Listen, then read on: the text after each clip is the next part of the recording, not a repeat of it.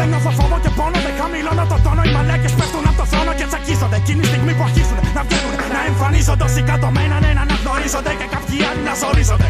Όλοι αυτοί που σαμποτάρανε, στον πάρανε, θάβανε, βρίζανε. Τώρα το βουλώνουνε επειδή κολώνουνε και προσπαθούν να συμμαχίσουνε. Μα εγώ απλώς αφήνω το ρυθμό να τους χτυπήσει. Δεν είχαν κατανοήσει ότι αυτό που είναι προορισμένο για να προχωρήσει, ίσως θα καθυστερήσει. Μα κανένας δεν μπορεί για πάντα κάτω να το κρατήσει. Κάντε χώρο για το μανιακό ρέμα. Κάντε χώρο για το μανιακό ρέμα. Κάντε χώρο για το μανιακό ρέμα. Κάντε χώρο για το μανιακό ρέμα. Κάντε χώρο για το μανιακό ρέμα. Κάντε χώρο για το μανιακό ρέμα. Κάντε χώρο για το μανιακό ρέμα. Κάντε χώρο για το μανιακό ρέμα.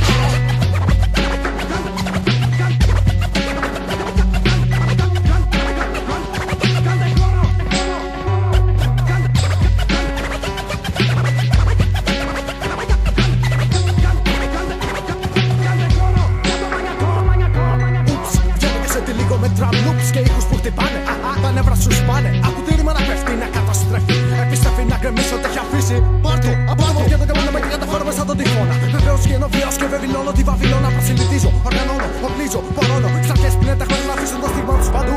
Όλο κλείνει πολύ να μάθει πως η terror ex crew βγαίνουν να μαζέψουν όσοι θέλουν να καταστρέψουν. Και πρώτα υπάρχουν σε σένα, τώρα κανένα. Κάνε αυτό που νομίζω σωστό. Τα έχω όλα γραμμένα γι' αυτό φωνάζω. Δεν ησυχάζω, ουρλιάζω. Και πολύ ταράζω με τις φωνές που βγάζω όταν νευριάζω. Παραμονεύω, το μέλος σου κλέβω και φεύγω.